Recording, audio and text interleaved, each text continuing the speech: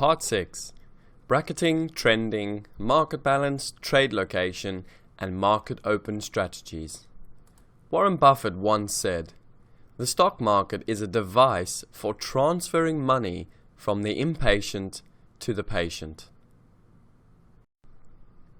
Welcome guys, and hopefully you managed to get everything done in your playbook in part 5 without much hindrance. So what we're going to talk about in part 6 is we're going to focus on, firstly, bracketing and trending markets. We're going to spend a little bit of time just understanding this principle, and I'm going to point out why it's absolutely crucial that you can define when markets are both trending and bracketing. We're then going to talk about a little bit of trade location and why it's important to understand that the price where the market is trading based on where it has come from is crucial to understand. You know, the strategy development as well as success is highly dependent on the trade location. And then we're also going to spend a little bit of time talking about some of the various open strategies that you can employ into your trading, and hopefully make some very good trade strategies based on that. So let's get straight into it, and let's kick off and talk a little bit about bracketing and trending market and what we actually mean when we refer to a market either bracketing or trending. So first, bracketing. A market is said to be bracketing when it exhibits two-way trade between buyers and sellers. Now, as you can see, a very basic example is what we have on the right. Let's first look at the handwritten drawing. As you can see, the market is bracketing between what we like to call support and resistance. Now, what I do want to point out, guys, is when I refer to support or resistance, I don't necessarily mean, at support, buyers are buying the market, or at resistance, sellers are selling the market. I merely mean this is the point where either sellers are stepping in at resistance or buyers are looking to take profits at those same resistance areas. So this is what we mean by bracketing. It's when a market starts to trade between two pivots and it respects those pivots and keeps bouncing between them. Then, buyers initiate buying at lower prices near the bottom of the bracket and will continue to show initiative until they begin to run into responsive sellers at higher prices. At this point, buyers will no longer be initiative. Once prices reach the top of the bracket, sellers will become slightly less responsive. Why? Because prices are advertised at a premium, and they will then begin to initiate short side trades until we reach fair value. And this continues to occur over a period of some time, whether it may be minutes, hours, days, even sometimes weeks, and even years in certain markets. Now note, this can occur across all time frame participants and all time frames. So it's not just exclusive to longer term time frames or some of the influential participants, but sometimes even algorithms will play these bracketing type plays. And we will talk a little bit about this as we start to develop strategies at a later point. Now note, markets tend to bracket 60 to 80% of the time, depending on fundamentals. So when there's a real lack of fundamentals in the market, we do tend to see a lot of the sideways trade. Now, if you want good examples of this, I remember distinctly, watching the E-mini S&Ps over sort of 2012, 13, and 14, when the Fed had employed all these QE strategies, and we saw, this very obnoxious, rally within the equity markets. And ever since sort of the back end of 2014, 2015, we've just seen most of the US equity indices moving sideways, moving in a bracketing type formation. So as you can see, even the most well-known markets can spend a long time, months and years, within these bracketing ranges. Now note, we will have 3 examples of different day types of bracketing, and we'll talk about those in a bit. So when a market is in a bracket, the views of all the relevant timeframe buyers and sellers are very closely aligned, and the odds of moving higher or lower are about equal. Crucial, you get that, guys. When a market's bracketing, being aggressive, looking for momentum plays at the wrong time can be extremely costly. I remember so distinctly my mentor once told me, it'll cost you so much money preempting a break or preempting momentum. The best thing to do is just wait for the break, wait for the momentum, and then begin to partake. So crucial you understand that when the markets are bracketing, the odds of continuation are very, very low, or the odds of momentum are very, very low. So if the odds are low, you're going to require extremely high reward to justify that trade. And a lot of the time you'll find that on 3 or 4 or 5 attempts of this, taking this momentum play, it's going to fail, and then eventually it does occur, and all you're doing is making losses back. So imperative you understand that basic principle. Now let's look at the other type, the trending type of market. So as you can see, a trending market occurs 20 to 30% of the time. Now, again, this is not a hard, fast percentage. What I'm trying to sort of point and get across with these percentages is that majority of the time the markets are bracketing and ranging, whereas very, very seldom or far less likely are markets trending. Now again, this varies, guys. When there's a lot of fundamentals in the market, when there's a lot of central bank action, then it's likely we see trends occurring more often. But central banks and fundamentals can go quiet for quite some time. I mean, take for example, 2014. We saw a lot of bracketing markets because there was very little going on, as all the central banks had kind of almost reached rock bottom and were already sort of into their QE program. So crucial you understand, that these bracketing and trending markets do change and they do shift. And the important thing for you to understand is not necessarily what the percentages are, but what are the identifiers of when we move between bracketing and trending markets. So let's look at trending markets and some of the characteristics. Firstly, markets are said to be trending when there is very little responsive other time frame participants. So remember, bracketing, we said buyers initiate at lower prices. They continue to initiate until they run into responsive sellers. When they run into responsive sellers, those sellers, as prices move higher, will eventually turn into initiative sellers. That initiative then forces prices lower, and eventually buyers stop initiating and they then turn to responsive buyers at lower prices again. And this continues over a period of time. Now, the reverse is the trending market. There is very little responsive. Now, just give you a basic example just to illustrate this. If you were to look at, for instance, this volume profile we have as an example. Let's say, for instance, that a new piece of news came out and that OPEC delegates had decided that they were going to pump to record oil inventories. And what occurred over the period of the day was prices continued to sell off all day. Now, straight away, you've got to say to yourself, who in their right mind, as a longer-term institution, it's influential, who would look to want to stand against something very, fundamentals that are very new to the market? And if you think of it that way, you'll quickly realize why no one would want to be a responsive buyer. Now, it's not to say that you won't get any kind of buying. Of course you will. This would be much shorter time frame buying, liquidity providers, with very short-term type strategies that would be providing some form of liquidity. But again, relatively speaking, there will be very little muted responsive buying. And that's the key to identifying whether a market is trending or bracketing. Then, we said to be trending when there's a strong divergence of price away from fair value. So again, it's crucial to always interpret and look, where was maybe the previous day's fair value? Where did the market accept price the previous day? As well as, how have we been accepting price over the last couple of sessions? If you find all of a sudden that, we've been accepting value relatively well, and all of a sudden on one day the market very quickly begins to move away from fair value, that's an early identifier of potential trend that could be developing. Then, trending when a series of day auctions moving in a clear direction, so one time framing. Again, I will illustrate one time framing for you at some point, but again, just important, one time framing is a control factor where we see the auctions moving in one direction.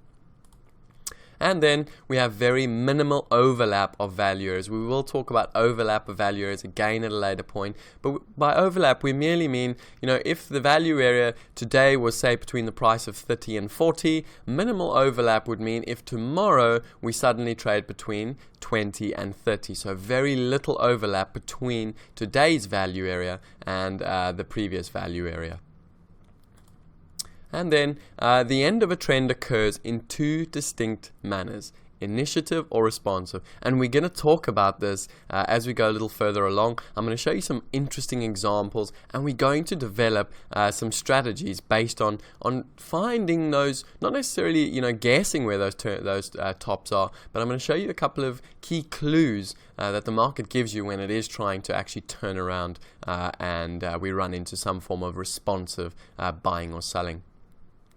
So we get three parts to a trend phase, and this is crucial to understand because, again, you need to be thinking about these factors when developing your strategies. So you get the early part of a trend, which is the trend setters, and this is the phase where effectively a new piece of information is in the market.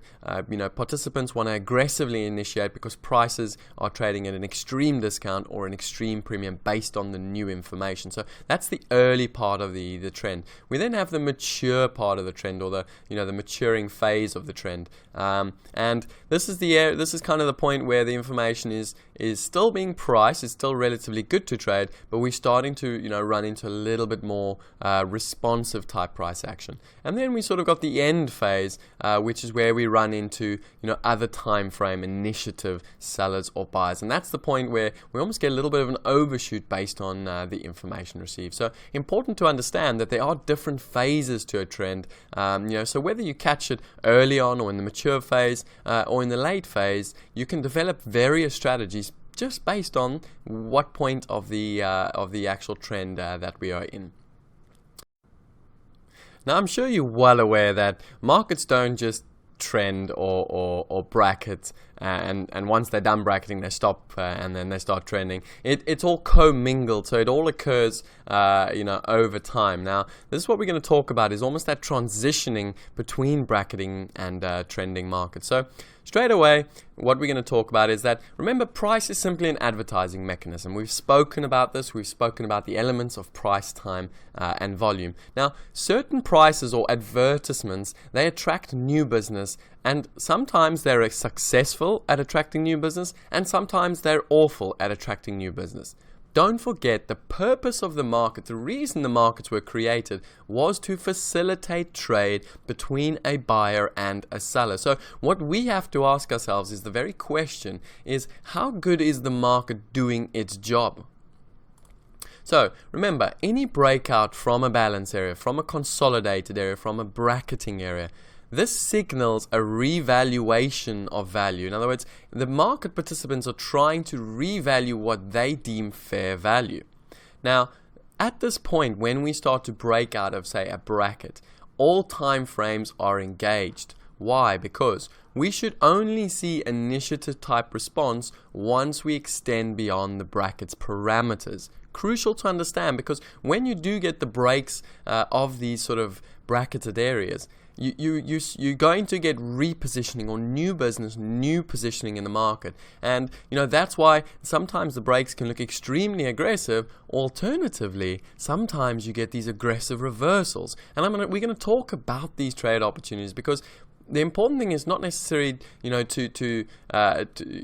important thing to understand actually is that, the break point or the juncture point where the market decides we want to reprice or we fail to reprice, because there's so much activity in new business, it means there's new positioning. So either it goes and continues with the trend, or it fails and reverses, and that gives us very unique trade opportunities. So let's then, what I want you to do is I want you to imagine volume as a force. Now, for the market to be successfully auctioning, and we want to move away from a bracketed area or from an area that's been traded out for some time, we would need to see excessive force, so almost relatively very high force from what we've seen in the previous periods, whether that's whether that's days, weeks, or months. Now, think of that value area as, once we break away from it, think of it as almost like a gravitational, pull. And, as we're moving more and more away from it, either the market's going to accept that, now we're going to start repricing or accepting value somewhere else, or if we fail and there's not enough force and not enough initiative, we're going to very quickly snap back, almost like an elastic would snap if you were, if you were trying to shoot it. So That's the important thing to understand. If price exploration does not have force and volume, then the expectation is that price will be pulled back toward the value area. So important you understand, this basic concept. Now, once the auction is underway, rather than attempting to predict future prices, we instead observe as the market discovers future prices. So crucial. I see so many younger traders, looking at a chart, and they look at a chart from the perspective of where have we come from, and where are we likely to stop at a given future date. They're almost looking at the market and trying to preempt what the story might be, as opposed to living in the present and, trading the story as it's occurring. Now, I'm not suggesting that, going counter trend the markets is a bad thing. What I am suggesting is that there is a time and a place to both go with the market and go against the market. And that's why we spend a lot of time, developing our strategies based on objective analysis, because that's going to help us, take on trade opportunities. Not that we're guessing, or not that we're thinking where a market might do something, but rather, we're making good educated decisions based on factual information provided by the volume profiles. So, as traders, we continually assess the force and the health of the auction process in order to identify asymmetrical opportunities that can provide optimal trade location and, more importantly, trade location with less risk. So, ideally, in an ideal world situation, what we're looking for, if we're a momentum trader, we're looking to be momentum traders when there's a high probability for momentum.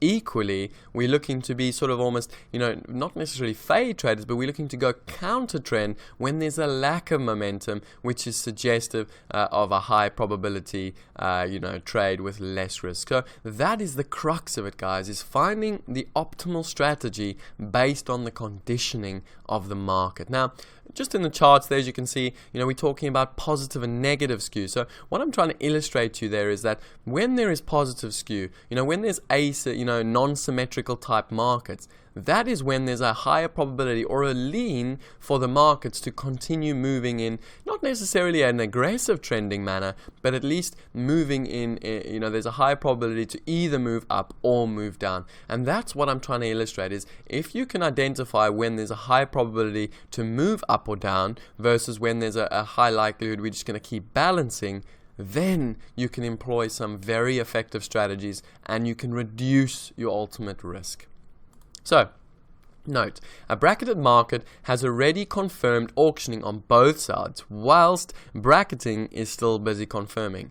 The trade strategies used will vary in both instances.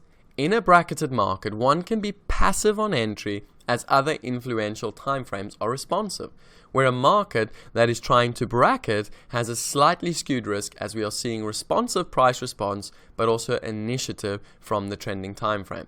Therefore, we take on more risk preempting a bracketing market than a bracketed market. So all I'm trying to say to you is very simple. If a market has established itself as a bracketing market, in other words, we have clear areas where, we're finding that there's resistance, for buyers to buy higher or initiate higher, and sellers respond. And then equally on the flip side, sellers, initiated higher prices, and then, buyers responded lower prices. So if there's clear defined bracketing already, then as traders, we want to initiate strategies where we are a little bit more passive and we allow the market to come and tag us and fill us in, and we respond to those higher prices and to those low prices. However, if a market is still trying to bracket, it's still trying to show the parameters of a bracket, then there's a little bit of a higher risk preempting that it'll bracket. So what we then need to do is we need to wait and allow the market to show us its hand, show us that actually it does want to bracket before we start initiating trade. So that's all I'm trying to illustrate, is the difference in odds or the difference in risk that you're taking when you're looking at a market that is bracketed already, or when a market is looking to form some form of a bracket. So just understand that very important difference between the two. Let's now go and have a look at a chart of what bracketing and trending would look like put together. So the example we've used is basically in an upward auction, we assess whether higher prices are cutting off activity or creating increased interest. Now remember what I said to you. The objective of any market is to facilitate trade. So when prices move higher, is it bringing in new business? In other words, is it saying, more buyers need to come in and initiate? Or is it getting responsive sellers into the market? And that's the question you have to answer yourself, because if it's facilitating new business, there's a high probability that we're going to get strong initiative and momentum continuation.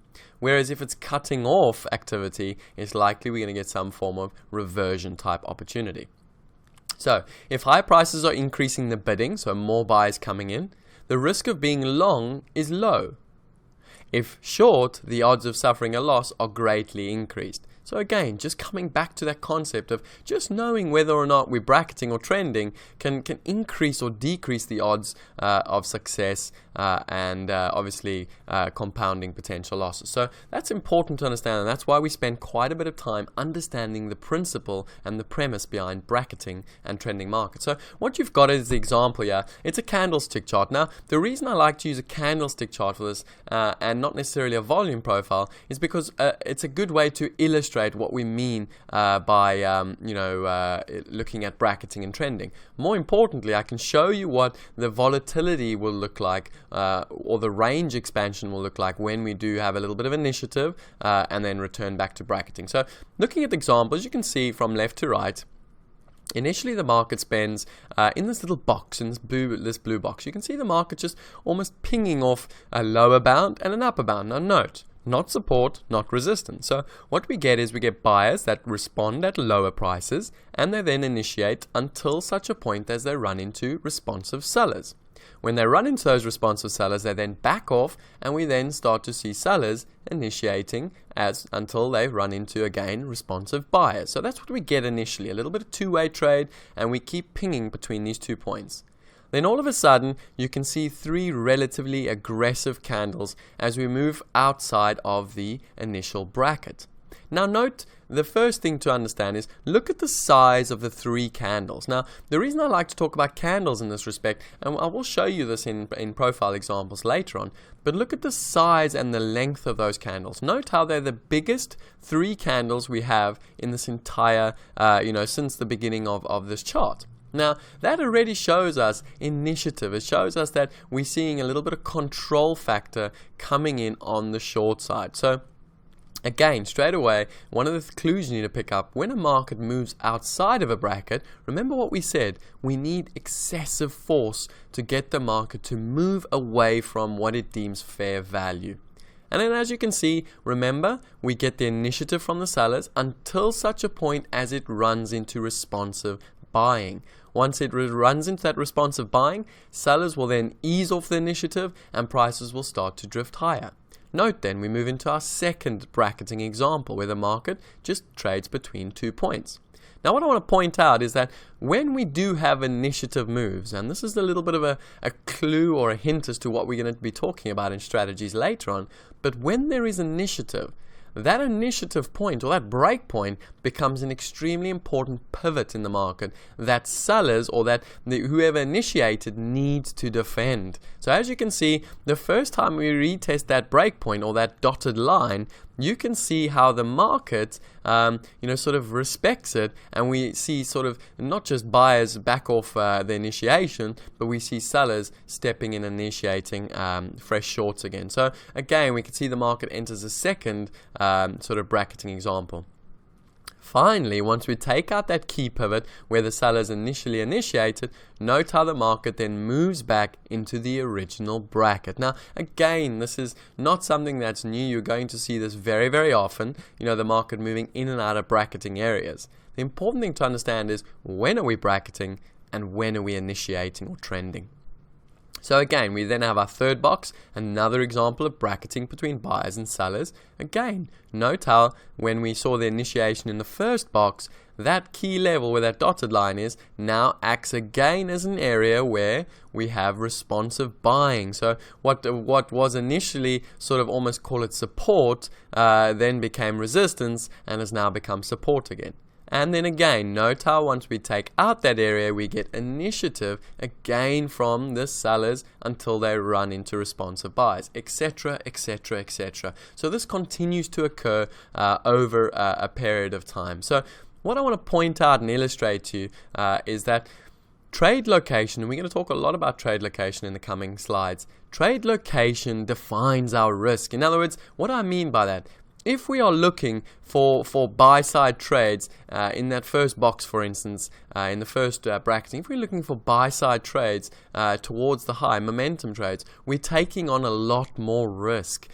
Equally, if we're looking for sell-side trades towards the bottom of it, we are taking on high risk. However, once we break and show the force behind the selling and the initiative, then there's a high probability opportunity to look for momentum plays or trending type plays. So just note the crucial difference there. It's okay to interpret a market being sideways and having a potential to break, but it's imperative that you don't preempt the break, but rather wait for those clues, wait for those little signals, and then go with the momentum.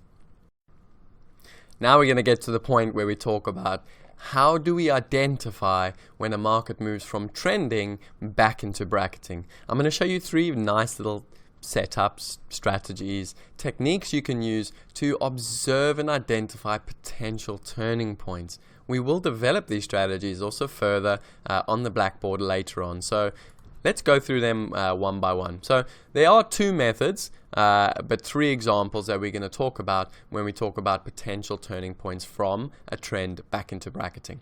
Now the first one is the less frequent one, which is a loss of momentum. So almost like, we have a flurry of force, some very strong initiative buying, and all of a sudden, prices are moving higher and higher and advertising higher and higher prices. All of a sudden, there's just a real lack of interest to show initiative at higher prices. So it's not to say that buyers don't want to be long, it's just that they don't want to show initiative at higher prices. Now, at this point, volume simply dries up, or the lack of interest in new business dries up. Now, we need that new business in order to continue to see the market initiating at higher prices. So if everyone is fully committed and no one is left to participate, well then it's very simple. There's a lot of, you'll have obviously the initial longs that bought at the beginning of the trend. You'll have more longs that bought sort of in the mature phase. And then you'll have some weaker longs that bought sort of at the back end of the trend. And those weaker longs are likely to be the first ones that will liquidate those longs, and then we ultimately start bracketing. So this is the first sort of, example that we will talk about when we talk about potential reversals in the market. And I'm going to show you examples and how they look in the volume profiles in the slides ahead. The next example is what we call an excess top. Again, this is probably the most frequent kind of top. As I would have spoken to you about in Module 1, this is the kind of top where we see a tail in the market, or we almost see the market goes from initiative, it runs into responsive other time frame players, and then quickly backs off as prices are being advertised at either a discount or a premium.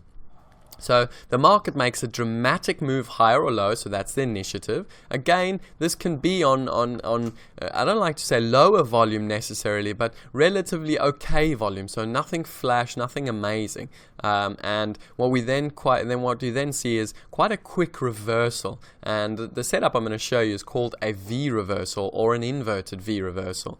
And so effectively we get quite a strong auction reversal process, and this can be done. It doesn't have to be on low volume, it can be on high volume, but we tend to see this done on relatively sort of average kind of volume. So this is our second kind of top, which we'll talk about. Now, a more sort of almost dramatic and exciting sort of excess top would be our third example. So just note, an excessive reversal can appear to be on high volume. So it can look as though something crazy is going on in the market, and there's a lot of aggressiveness, and there's almost aggressive trend. But the important thing to understand is the high volume isn't on the excess. In other words, it isn't from the buyers buying up and initiating at higher prices, but it's actually on these higher prices bringing in other responsive sellers. So, and again, vice versa, obviously it could be to the downside as well. So it's those higher prices being advertised that bring response from the other time frame, and that is what creates potential for high volume. But note again, this doesn't have to be on high volume, it can be on low or higher volume. Now, the more excessive and aggressive version of this, excess top it's what we call a strong excess reversal. And how we identify between the two is very simple. When we get a strong excess reversal, we tend to see a pickup in the volatility, so range expansion. We see quite a lot of volume, and we see excessive prices. So we see a combination of volatility, volume, and excessive prices. Whereas in just an excess top, we tend to see a pickup in relative volume and obviously a reversal. So the big difference here is we see the volatility and the volume change quite dramatically. Now, the reason we want to identify and differentiate between these two types is that when we have these real sort of excessive type tops being formed, we get very strong reversals, but more important, the tops or bottoms they make become crucially important pivot points, and that's why we identify between the two, because a top that's made on volatility, volume, and excessive prices is far likely to hold for a longer period of time, and it does usually signal almost like the end of a trending market. So that's why we want to differentiate between the two. Now, what we can say, which is important, and this is a phrase that quite a few sort of professionals like to use, is that highs and lows in market, in other words, longer term highs and lows. And again, I use the word longer term in a relative manner, okay? You could be a day trader, and it could be the high for the day. You could be a weekly trader or a monthly trader, and this could be that high. So highs and lows tend to be made on increased volatility. So what I'm trying to point out is that when we see this, extreme excess tops and bottoms, all right, they tend to be made on volatility, volume, and very, very excess prices, and they tend to hold for a long period of time. And that's why we definitely identify between the two types of excessive tops. So let's now go and have a look at what these examples are. I'm going to show you how all three of them look, and then hopefully you can develop a better understanding. So our first example, as you'll recall, is the one where we just simply lose momentum, okay? This is the less frequent kind of top you're going to see. So as you can see in the chart or in the volume profile, we have a lot of TPO overlap at this high. So you can see almost the S, the T, the U, the V, and the W print, almost all sort of sitting at these prices, these higher prices being advertised, but there's a real lack of interest to initiate another move higher. So it's almost like, buyers and sellers are saying, well, we're happily, accepting that the market is now trading these prices. So again, we can see that this is just almost like a slow, just a slowing type of momentum that's occurring at the high of the day. Now, some of the questions we need to ask ourselves, when we talk about these three different tops being formed is, firstly, remember, when a market is moving either up or down, I like to have a phrase and just remind myself that it takes time for a big ship to turn around. So remember, the market equally is a big ship. So it does take time to turn around a lot of the time. And, knowing this again will keep you from, maybe fading very aggressive trends too soon, but also it'll make you just be that little bit patient to wait for some form of objectivity that the volume profile can potentially show you. And what you can see in this example is how we can see that real loss of momentum. We got the initiative early on from buyers, and then there was just a real lack of interest and a real lack of new business at the higher prices. So that was sort of our clue that a potential loss of momentum was occurring. Now, remember, when we get this loss of momentum type top, it's not a particularly strong top. It's merely just a short-term turning point where buyers don't want to initiate higher just yet. And so at that point, we start to get a little more two-way trade. Now, some of the questions we need to ask ourselves when talking and thinking about these kinds of tops is, what kind of volume is being traded at the extreme? And what you'll tend to find is that there's not aggressive kind of volume, but a lot of two-way trade between buyers and sellers. So, we'll see a lot of trade being facilitated at the highs and lows. And remember what we said, in a very strong auction process, we don't want to see a lot of facilitation at what we deem premium prices or discount prices. When we see this, a high amount of volume being facilitated, is telling us there's quite a lot of acceptance, at that price point. And remember, highs and lows are not made on acceptance. Rather, they're made on sort of initiative being taken from sellers at higher prices as prices are advertised at a premium, and likewise for buyers when prices are being priced at a discount. Then, what kind of auction is occurring at the extreme? So again, note, at very aggressive tops and bottoms, we tend to see a strong auction process. Sellers take advantage of premium prices and buyers don't buy at premium prices. So again, in this example, we see a lot of two-way trade between the buyers and sellers. So again, whilst the market did back away off these higher prices, it is telling us about the kind of top that is in the market, and more importantly, the likelihood or the probability that at some point in the future we'll either retest or take out that high and new buyers then continue to move prices higher. And lastly, the rotation and the speed on the way down. Remember what I said to you. As these buyers run into responsive sellers at higher prices, if those responsive sellers turn and become initiative sellers, the market will very quickly reverse what it did on the upside. So the mere fact that, not only did, we have almost a slowish type reversal, but again a retest, is very suggestive that, that this market sort of, whilst there was a little bit of initiative taken from the sellers, we do want to assess, how the buyers and sellers are interacting at various prices. When there's an aggressive interaction at higher prices, that is telling us one thing. When there's not such an aggressive interaction, that's telling us another thing. What's imperative to understand is this kind of interaction, because that will determine what prices are likely to do going forward. Let's now look at the second example, which is an excess top.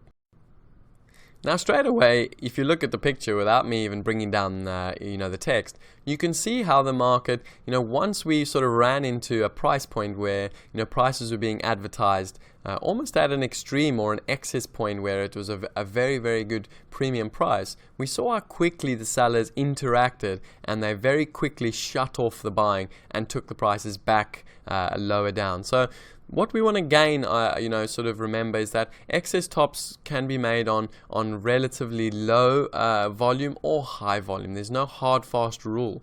The important thing to understand is the auctioning that occurs at the highs or the lows when we form an excess top. Now, what you traditionally see on the volume profile is some form of a tail. Again, the length of the tail, depending on the market you're trading, is crucial, because that is telling us how quickly the other time frame was shut back down. So in this example, we can see not the biggest tail in the world, but a relatively sort of bigger tail, and that's telling us that sellers very quickly shut down the buyers that were initiating and moved prices quite quickly lower. Note as well how we, once we auctioned that top, once we found that top, the market then very quickly navigated away from that top and sellers took complete control and continued to initiate prices. And we even took out the low of the day and extended towards the downside. So we can see we saw some real strong initiative being taken by the sellers and the buyers got overwhelmed in this example. So again, we can see how these excess top, not only do they give us, the tail gave us an early clue, but it gave us quite a bit of opportunity to hop on with the initiative selling that continued to occur over the course of the day. Then note the volume at the extreme. right? We could see, where in the first example with a loss of momentum, we saw a lot of two-way trade. In this example, in the top quartile or in the higher prices, we would have seen a real lack of volume being facilitated between buyers and sellers. Why? Because, well, the buyers got shut down very quickly. So there was a lack of interest from buyers to be buying at higher prices, and sellers quickly took advantage of those higher prices. Thus, we wouldn't have had as much two-way trade as we would have had in the first example used. And then the rotation and the speed on the way down. Like I said in the earlier slide, it's all about assessing how does the market, move back down. Is it aggressive, in which case we're seeing aggressive initiative, or is it a lot more slow, where we're seeing a lot more two-way interaction? Let's go to the third example and talk about sort of the aggressive excess top and see how that one looks on a chart. Now, as you'll see, just looking at the chart again, very, very similar to the second example, except this time round, the two major differences are, note, the size of the tail, so the size and the speed of the rejection, but also then the rotation down. What we saw in the second example was there was still quite a bit of, as we were moving down, there was two-way trade being facilitated as buyers were responding as prices moved lower. In this example, however, note how we see very little buying response until the market almost rushes and aggressively sells off and rushes back into responsive buying. So crucial to identify the two major differences. One, the excessive initiative taken from sellers at the higher prices, but then also the aggressive initiative taken even as prices continued to move lower. So there was a lack of response from buyers, and that's what created the aggressive move down. So note, remember we said the aggressive excesses top, it includes three things: volume, volatility, and a loss of momentum. So in terms of volatility, what do we mean by that? Well, if you look at the size of the two candles or the three candles before we formed the Y tail top, you can see that there's quite a bit of overlap between prices, a lot of inside type trade, a lot of two-way trade between buyers and sellers. And then all of a sudden, we get this Y tail being formed, but it takes out, the Y tail is the largest, TPO candle on the entire day. So it has the biggest range of the entire day, and that's that shift in volatility. That's that pickup in volatility and volume that we're talking about. And, when we see that kind of, auctioning process or aggressive process, we want to then avoid trying to be a responsive buyer and rather go with the initiative selling. So again, note the tail, again, the auction at the extreme or the lack of two-way trade at the extreme. There was only initiative selling at this extreme. And again, note we would have had very little volume being traded at that top. Why? Because no new business would have been buying at those highs, and equally, we would have seen very quick rejection of premium prices.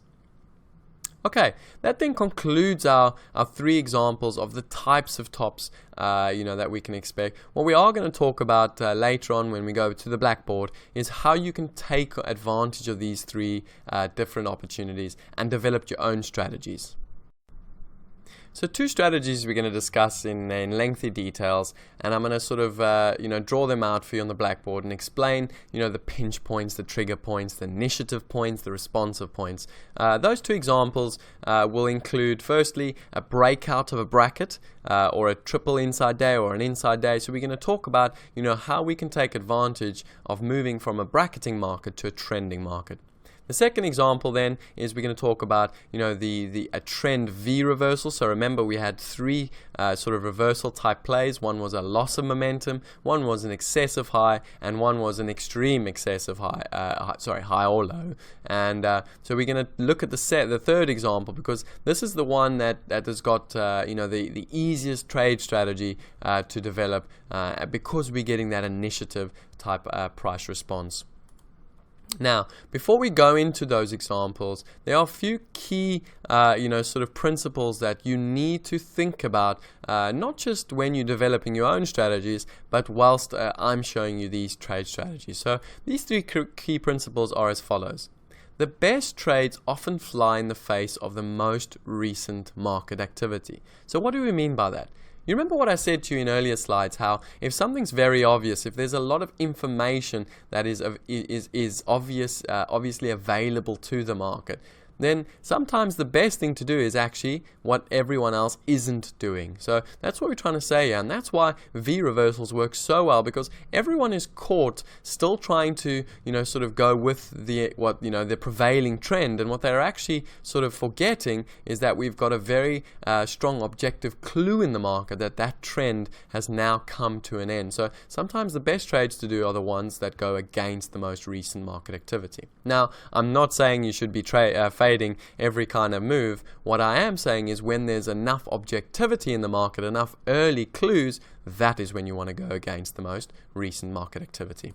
Our second key principle, never lose sight of the big picture. Never lose sight of what the underlying trend is. Are we bracketing? Are we trending? Whenever you develop a strategy, make sure you keep in mind the big picture. And then lastly, the more confirmation in a market, in other words, the more confirmation you wait for, or the more confirmation the market is giving you, the reduced probability of success, or the reduced probability of positive outcomes. So important you understand that the more obvious, the less like you are going to have a big winner. Why? Because it's very obvious, not just to yourself, but to everyone else. Let's now turn our attention to the blackboard and let's go over these two trade strategies, and I can show you where some of the interaction is, the trigger points, and how you would take advantage of these two basic strategies. Alright guys, let's take a look at a basic example of what we mean by bracketing versus trending markets. Now, the reason I want to almost annotate this for you is to just show you how the markets don't simply stop and then go sideways and then trend again. There's very important key identifiers that will move us from bracketing into trending and vice versa. So very basically, what do we mean by bracketing? Well, as markets move up, we see a little bit of initiative, we then run into a little bit of responsive selling, the market then starts to rotate over, those buyers then get out of those long positions and sell, that takes the market lower until we run into, again, responsive buyers, and we continue and continue and continue. Now, remember, markets can bracket or move sideways for a lot longer than you think. In actual fact, markets tend to move sideways for very, very long periods of time. Now, one of the key things that will, can obviously shift us from, a bracketing to a trending market is a shift in fundamentals. Now, what you have to ask yourself is how often do we get, very big fundamental shifts? Now, what I would say to you is, in my career, in the early years, we had the European crisis, and, we had all the central banks cutting interest rates, and, there was a lot of panic around, would Europe continue to exist? So, back in those years of, 2010, 2011, 2012, there was a high tendency for a lot of trend in the markets with, very brief periods of bracketing. But that then in 2013, 2014, 2015, stopped. We saw most markets move into bracketing type price action. Now, fundamentals is one of the key factors that can obviously shift us from bracketing to trending. Another key factor is when we have very key technical shifts. Now, what do we mean by that? Well, if, for instance, we take an example, we look at the euro-dollar index, and we can see that, since late 2014, we've had this really strong rally in the euro-dollar index, and we had this initiative, type trend, and then the market started to bracket. And then all of a sudden, since the Donald Trump victory, we've started to see that trend continue. So the second type of main reason or cause that we get a market moving from bracketing to trending would be very key technical breaks. Now, what do I mean by key technical breaks? And this is important to understand. I don't mean daily market moves. I don't mean little bits of volatility in the markets or pockets of noise. I mean very strong initiative signals sent by the market where day after day after day the market holds that break above this consolidation, and maybe even 1 or 2 or 3 weeks we hold that break, almost like the market saying, well, we've moved away from where we thought fair value was, and we feel now that the trend needs to continue. So that's what we mean by a key technical break. It's the point where the technical structure of the market brings bigger time frame players into the market. That's the two key reasons or ways in which we move from bracketing to a trending market. So let's just illustrate now and finish off, just in terms of how it would work and what causes us to move from bracketing to trending. So as you can see in this initial example, the market is bracketing. Now let's say we get a key piece of fundamental news in this market that drives us outside of the bracket. Now the first point you have to pause, first point you have to look at as a trader is that juncture point there, that key break. What occurs in that area? That's one of the most important things to interpret, because you need to understand, is it initiative taking it through there? Is it merely the buyers that are long, that are liquidating, that's taking it lower? Or is it fresh new business coming into the market that's taking it lower? Okay, understanding and interpreting that basic principle will then allow you to interpret whether or not we continue in that direction, whether we continue aggressively in that direction, whether we grind in that direction, or whether we turn back around and aggressively reverse. Okay, so the important thing to understand is what we should see. The expectation is that we should see some initiative selling at this area. In other words, new business. So with initiative selling, we would most likely see a very directional type move. Okay, so straight away, you've got to cotton on or look at how the market responds in this area. Does it look like initiative, or does it just look like sellers that are half-heartedly committing to lower prices? In which case, maybe we get the grind type phase, or equally, we just get a stop run and the market turns back around and continues to bracket. Now remember what I said, guys. When a market does bracket and trend, if we do then reverse up higher, it's highly likely we find new ground to the upside and then continue to do the same thing higher up before the market then either moves higher or back lower again. Let's just finish off and wrap up. Remember, markets trend, say, if we were to do a relative study, markets are trending roughly 20% of the time relative to the 80% of the time they bracket. Now, the important thing to understand is that when you're employing your strategies, are you employing momentum strategies? Are you employing fade strategies? What strategies are you utilizing? And how are you going to implement them differently in, say, a bracketing market or a trending market? That's the wrap up and the end of our example. I hope you've enjoyed this. Two concepts that a lot of people like to use, but more often not they don't understand, is volume and volatility. We're going to talk about volume and volatility, and I'm going to show you how to use these two tools to your advantage, not just in volume profiling, but in any trading. So what we're going to talk about firstly is volume. Now, remember what we said, volume is showing us, the how good or how successful the auction process is taking place.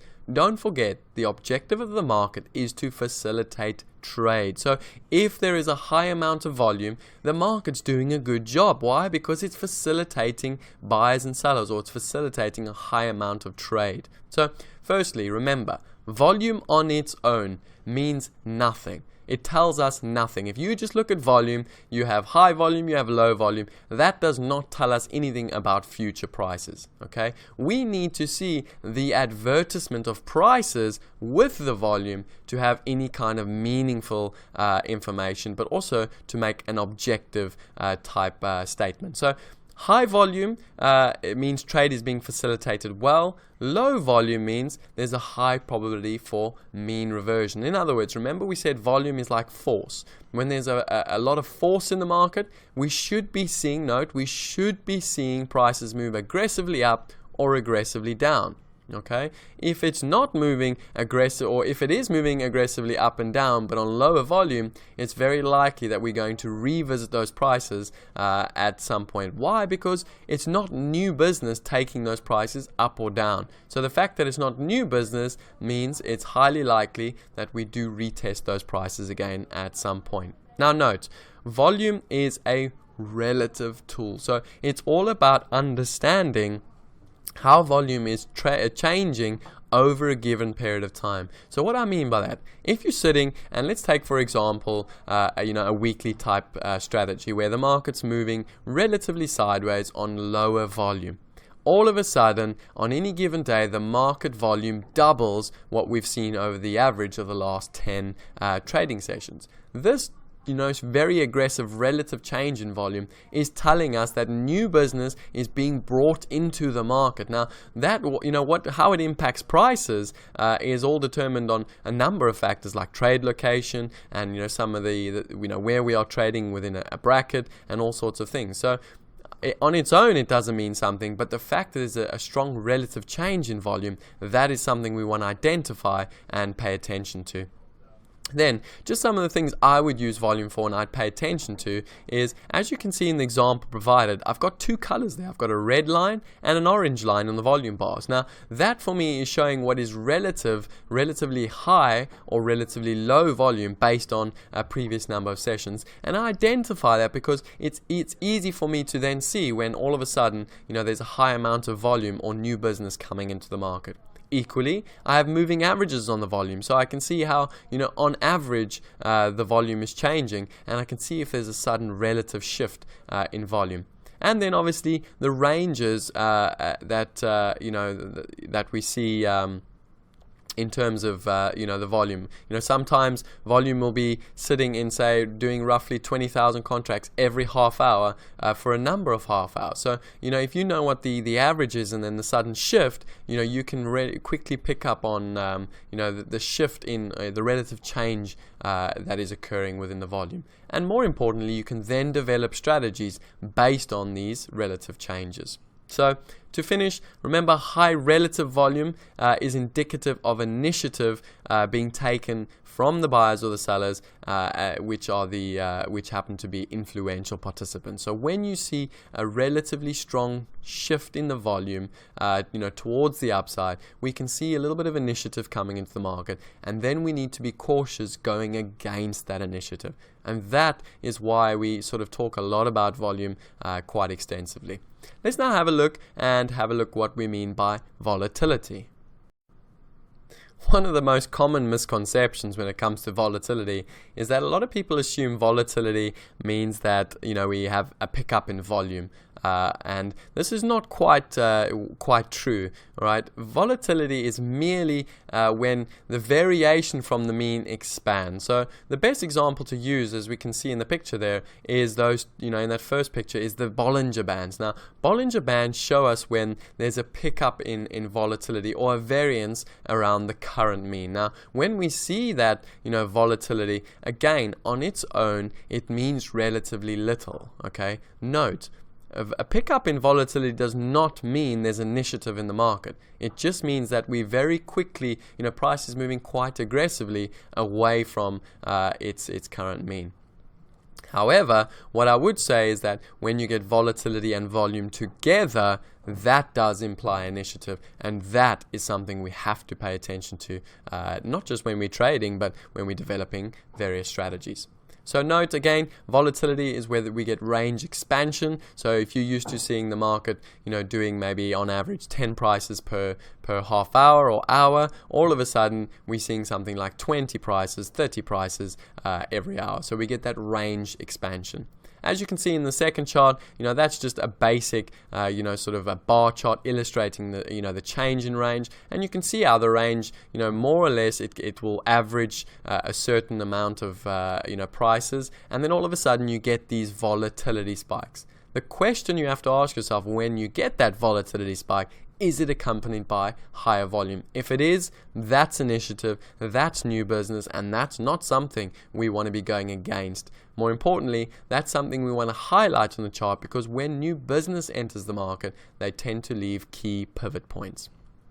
So note, low volume volatility equals high probability for counter trend strategy. So like I said to you, volatility on its own is not good enough. When we have volatility and low volume, we do tend to revisit, sort of those initial starting prices. And as you can see in that first example, we got that very aggressive move and shift in the Bollinger Bands, but we can see eventually once the market, sort of found a low, it did start to rotate higher and retest those sort of higher prices later on in the session. So again, that's now our volume and volatility explained, and hopefully you understand these concepts a little bit better, but more importantly, hopefully you can now start to, use these two very important principles when developing your strategies. So welcome to part 6A summary. We're going to talk firstly about bracketing and trending. We went through a couple of very nice examples. I showed you what we mean by bracketing and trending and how we move between bracketing and trending. So the first thing we're going to go through is, what were the three types of ways or methods in which a market can move from bracketing to trending. And the first one we spoke about was a loss of momentum.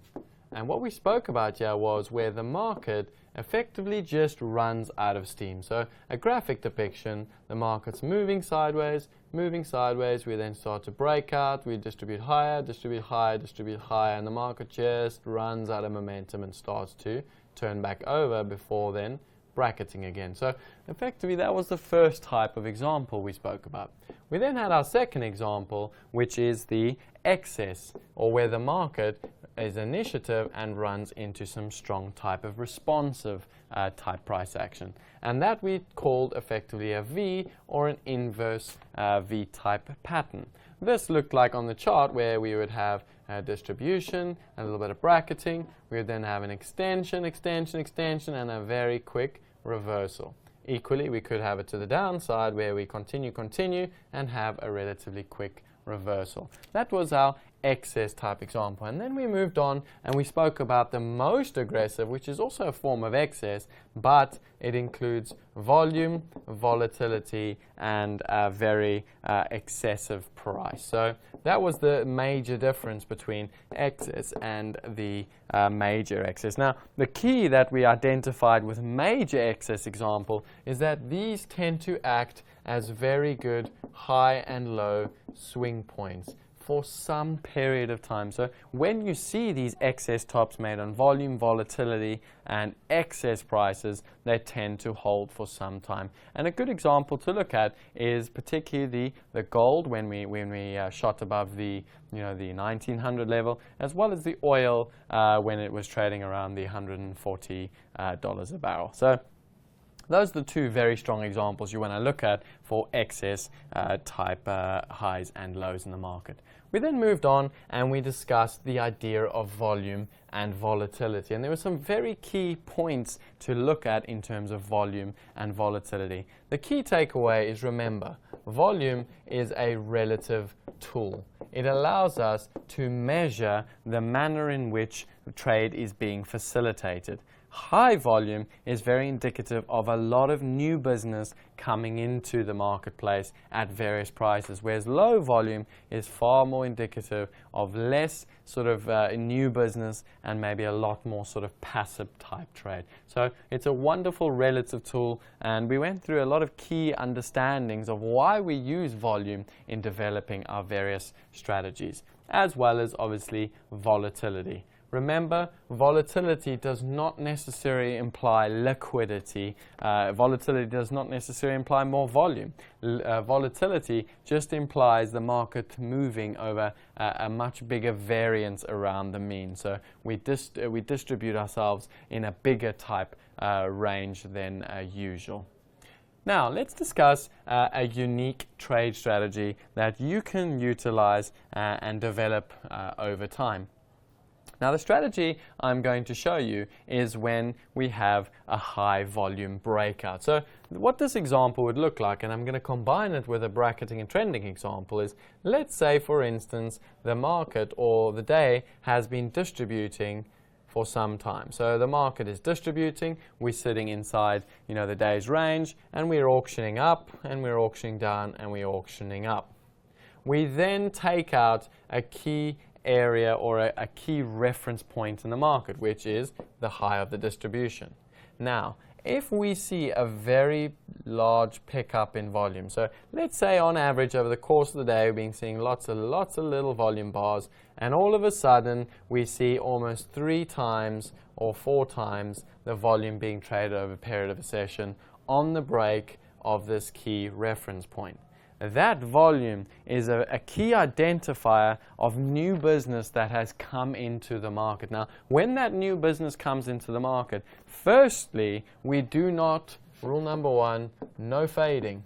So we do not want to employ strategies that suggest we go against volume. So straight away, if you can employ a rule of thumb rule into your trading, which is to not go against high volume moves up or down, you're already going to, sort of avoid a lot of pitfalls that a lot of traders make. So that's the step one. When you see that high volume, that relatively high volume, we don't want to go against it. Most important, we actually want to employ momentum type strategies. So we're looking for a continuation type pattern, and ideally we want to see quite a continuation of initiative. Again, how do we measure initiative and strength? Well, the depth in the pullbacks.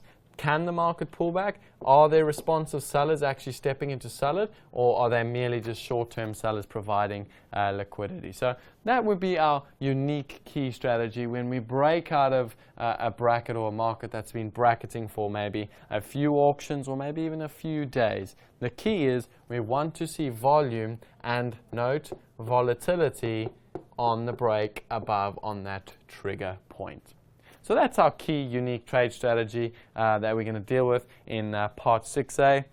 Go and complete the rest of part 6, and we'll see you again for the Blackboard series in part 6B.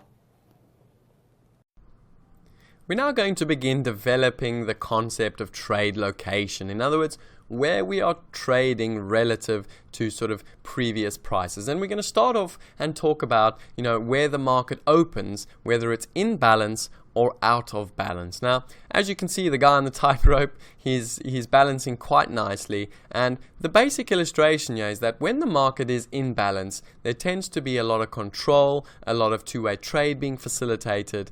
However, if all of a sudden things become shaky on the tightrope, then we start to see a little bit of panic, a little bit of volatility, a little bit of range expansion. And that is why we want to differentiate between a market that is in balance and a market that is out of balance. So, as we can see, a market that is in balance, it opens within the previous day's value area. So, where the market accepted prices the previous day, where buyers and sellers said, we are happy to agree as this being the fairest price on the day, if we open in and around that fair value, the market is said to be in balance. Now, remember, when we're in balance, the market is said to be in firm control. Now, remember, when we are in balance, there's a lower risk, and therefore less opportunity. So what we mean by that is that there's a 50-50 chance when we're in balance that the market goes up or that it goes down. So again, there's slightly less opportunity or slightly less conviction in terms of the market either going up or going down. So crucial you understand that, because again it brings us back to that concept of, do we want to be aggressive when the market is not showing that sort of aggressiveness? Now, more time is spent within when we are in balance. We do tend to spend a lot of time, trading within the previous day's value area. So it's almost like the market says, we accepted these prices the day before. There's a higher probability we're going to initially accept these prices again today, whilst we await further information. Now, the opposite to that is where a market opens out of balance. Now, when we open out of balance, we're opening outside of the value area or the accepted area of the previous day. So we almost, get this idea where the market said, previously the day before we accepted these prices, and now today we're going to open, lower or higher than where we accepted, and then, we're going to decide, do we re-enter the previous day's accepted area? Do we accept a new area today? So again, the mere fact that we're opening out of balance creates an indecision. It creates a little bit of uncertainty, a little bit of volatility, and that brings opportunity with it. So again, there's a higher risk when we do open out of balance. Why? Because there's that uncertainty, there's that potential to move one way or the other. But the fact that we're going to move one way or the other because we're out of balance suggests there are likely to be more opportunities. Let's have a look at what these would look like now on a volume profile. With the two examples provided, the one on the left, you can see we have 2 days of volume profiles. Now, Remember, the star is effectively where the market closed the day before, with the orange area being the value area, or the volume value, the area in which buyers and sellers agreed on fair price. Now, as you can see, the O, or that the little blue box there, that is effectively where the market opened the next session. And what we can see is that not only did it open, fractionally below the previous day's close, or even fractionally, below the previous day's most accepted price, which is the volume point of control. So we can see this market is kind of opened exactly where it closed on the previous day. So we're firmly in balance. The market is, it's opened and it said, well, we're still in the same area where we accepted prices the previous day. And again, remember what I said to you, when we open in balance, there's a high probability the market's going to continue to balance until it gets further information. As you'll see in this example, the market had an almost completely overlapping value area. So for the second day in a row, the market accepted, buyers and sellers accepted the same set of prices as it did in the previous session. So as you can see, a real lack of volatility and opportunity when the markets are in balance. Again, note, when I talk about a lack of opportunity, I don't necessarily mean we cannot make money. Of course we can. But the likelihood for initiative type price action, aggressive volatile price action, is reduced. And that, understanding that mere fact means that we need to turn our attention away from momentum aggressive type pattern plays to more sort of passive and rotational type pattern plays. And again, we will develop these strategies as we head toward the back end of this module, as well as module 3. The second example is where we open out of balance. Now note, we can see by the orange area, that's where the previous day's value was accepted. We then opened right at the high end of the previous day's range. So straight away the market is out of balance, it's unsure, there's a lot of, almost panic, people are not sure what to make of it because, we accepted prices a lot lower on the previous day and now suddenly we're trading much, much higher prices. So there's a lot of two-way indecision, a lot more participants are now dragged in and forced to respond to these higher prices. And that creates volatility, and that creates the potential for opportunity. Now, what I will say as a rule of thumb, when a market tends to open out of balance, we do tend to get a little bit more volatility. Note, not necessarily volume, but volatility. So we tend to get a lot of more sort of what is seemingly aggressive up and down moves. Now, let's move to the next section, which is the opening trade. The open is quite possibly one of the most crucial times of the day. And the reason dates back to sort of a little bit in history. And the reason was that what you tended to find was a lot of institutions and brokerages used to execute right on the open after receiving, the client orders overnight or the instructions as to what they needed to do. And that's why, back in the day, the open used to be absolutely pivotal and you used to get most of the volume and volatility and business done, within the first hour of trade. However, nowadays, whilst you do still get a lot of interaction and movement on the open, because of the extended trading hours and because there's a lot more sort of ways in which you can execute successfully, we tend to find that whilst the opens are crucial, they don't quite always give us the kind of open plays or the aggressive open plays that you used to see. However, there are some very key opportunities when talking about the open or the market open. So note, the market open is the most anticipated trading time because players have had time to adjust perception, strategize, and determine changes based on the overnight markets. Again, also remember that you go back into history a little bit and, with markets, because all the markets used to shut at a certain time, with the advent now of almost 24-hour markets, business can be done in highly correlated markets if need be. And that is why, the open trade, is not as aggressive as what it would have been a couple of years ago. It is important, and that is why we're going to pay attention to it.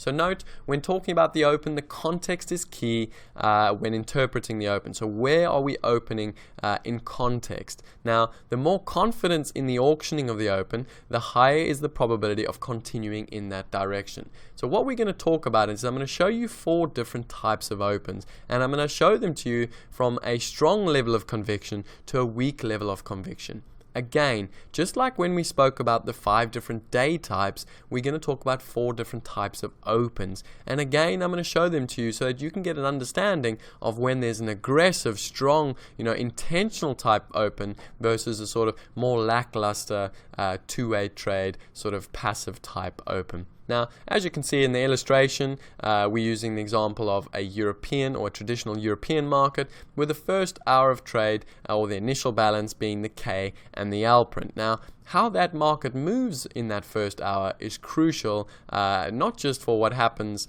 when the cash markets come in, but what could happen over the course of the rest of the day.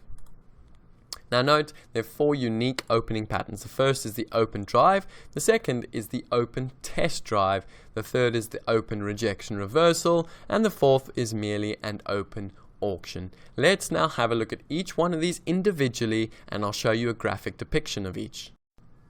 The first type and the most aggressive is the open drive. Now, you will see this play across multiple markets, and when you see this play, you need to be so switched on and alert because it brings with it great opportunity. So the first thing I'm going to do is, before we move through the text, I just want you to cast your eyes upon both illustrations. The first one you can see is just a basic drawing of what an open drive looks like. The big O is where we open. Now, as you can see, we open almost at the extreme. This could be obviously up or down. Now, when we open, trade is very quickly, or prices are very quickly moved in one direction or the other with very little pullback. Now, if you look at the actual volume profile provided, look at the K and the L prints. Look how very little overlap there is, how much volatility there is relative to the rest of the day, and how quickly the market navigates from lower prices to higher prices. Now, this open drive or this early initiative sets the tone not just for the early morning or the cash open, but for the rest of the day. So firstly, open drives are the most convicted open, where long-term participants make decisions pre-open to move the markets intentionally. So there's a intention and initiative taken right from the gun when the markets open up. Note, it's an aggressive auction in one direction. There's the lowest odds of opening prices being revisited. So when we see this open drive, the probability of retesting those prices is very, very low. By that token, if we know it's a low probability to retest them, it gives us already a strong lean towards one direction or the other. Note that early open price or that early traded price, if it does get revisited, okay, it's an extremely important reference point. So if it does get revisited, not only is it sending us an important clue, but we now know that there's a strong potential for an aggressive move in the opposite direction. Note, we want to see volume increase to confirm that this isn't just an open test drive. We will talk about an open test drive in further slides, but note, you want to see, with this initiative taken very early on, you want to see higher relative volume. So what you would typically see in the initial balance is, remember we said in the initial balance the volumes are relatively low. So on this day type with this open, you want to see relatively higher volume on this open drive. Now, 2 examples of where you would typically see this is when you got an inside day break, so when the market took out the previous day's extremes relatively early on in the session or at the open, as well as obviously if we had some form of gaps in the market, which could be either technical or fundamental. So that's our first most convicted open play that you get in volume profiling. Then the next open play is the open test. So as the name suggests, the open test drive is very similar to the open drive. It's a very convicted type pattern play, but the difference in this compared to just the open drive is that we get an initial test. Now that test can be for a number of reasons, but what we tend to see is that the market lacks that initial confidence to drive immediately, and we first get a test of a crucial sort of point in the market. So as you can see with the two illustrations, the market opens, it tests in one direction, tests if there's the other time frame participants at those higher or lower prices, and then very quickly we see the initiative in the opposite direction. Again, in this example, as you can see, the market opens at lower prices. It initially tests lower. In this example, it happened to test, the low of the week. It tested, the low of the week, and then very quickly we got a very aggressive reversal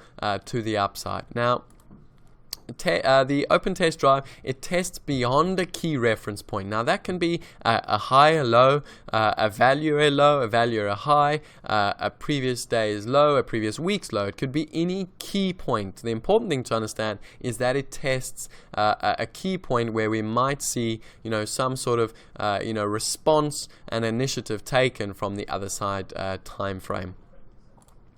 Note, what we do tend to see is we get that failed initial test, which then aggressively reversals. Again, as with the open test drive, as with the open drive, the low, it becomes a very key pivot point, not just for the morning, but for the remainder of the day. And then one of the examples you'll tend to find is, or that we would see this quite often, is when we open up and we test or even fail to extend upon the previous day's extreme. This is the most common type of open test drive you'll see in the markets. The third open and slightly less convicted type of open is the open rejection reversal. Now again, it's a slightly less convicted open than the test drive and the open test drive. We tend to trade in one direction before running into opposite side activity, or for instance, in the graphic depiction, the first one, you can see we open, market tries to move, sort of higher, and then it runs into very aggressive, sellers that initiate aggressive shorts. Now, note, once it runs into these aggressive other side time frame players, they then very quickly take advantage of those prices and reject and reverse, the initial movement. Note, when we do see an open rejection reversal, there is a lower probability of a trend day and a higher probability of a symmetrical balanced day type. So again, this is why we discuss the various open types, because they give us sort of early identification as to how the day may play out, but also what sort of strategies we'd be able to employ over the day. Again, what I just want to point out, if you look at the volume profile, you'll see the market sort of opens, and in the initial balance, we can see the market sort of tries to drift and move lower. It then runs into some, not just responsive buying, but a very aggressive initiative buying, and the market very quickly rejects and reverses in the opposite direction. However, we do then for the rest of the day begin to balance out, and what we can see is just a traditional sort of P-shaped type profile, which is also known as a short covering type day. Note again, confidence in the reversal, is seen by a lack of overlap in the TPO. So again, what we mean by that is if you can see the K and the L prints, they move lower, and the M print almost takes out the entire, sort of initial range, and that's the reversal that is seen at this open. When we do see that, we do want to look for a continuation of that reversal initially until we run into responsive other time frame players. Note again, the trade works once we're above the open. So once we start to print above that opening price, that is when it becomes suggestive of a potential for an open, rejection reverse. And note, there's a high probability once we take out that open to continue auctioning higher. Examples of what we would look for as early identifiers would be TPO tail. So as you can see in the volume profile, we have the tail there, as well as obviously where we close on the previous day, or where the market is trading in terms of trade location. A lot of the time the market can open very far away from not just where it should be opening, but where fair value is, and a lot of the time when we see this, we do tend to get these open rejection reverse. Let's now turn our attention to the last of the opens, which is the least convicted open trade type we get. So the last of the four opens is the open auction. Now, as the name suggests, the market opens and it merely begins to auction between buyers and sellers. Now, firstly, let's look at the graphic depiction. As you can see, this is an open where we kind of open, we move up, we move down, we move up, we move down, and trade is facilitated in a relatively narrow band between buyers and sellers. So very little conviction in terms of where prices are going. Now, in the example, in the in the volume profile provided, you can kind of see that the market opens and it straight away, with that dark blue line, you can see it just settles into sort of a very balanced type open play.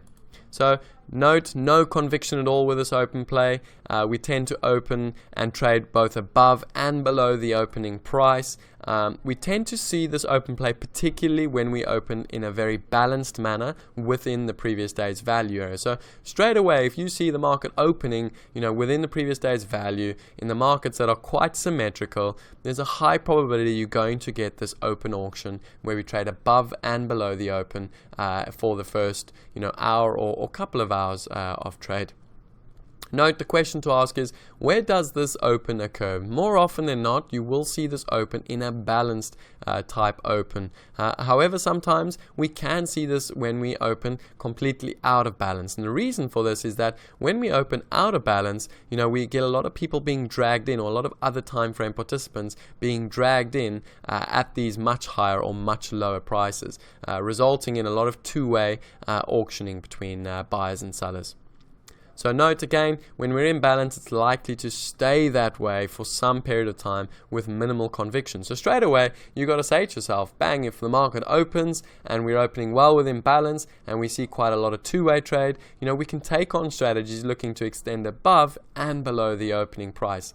Equally, if we open out of balance, we can see the same sort of open, just with a little bit more volatility, and again trading both above and below the opening price. So that is pretty much our open auction. And note, it's important when thinking and talking about the open, open auction type trade, we want to be talking about it in terms of, is it within balance or out of balance, as this will determine, how we take on the trade and the approach we use to take on the open auction trade.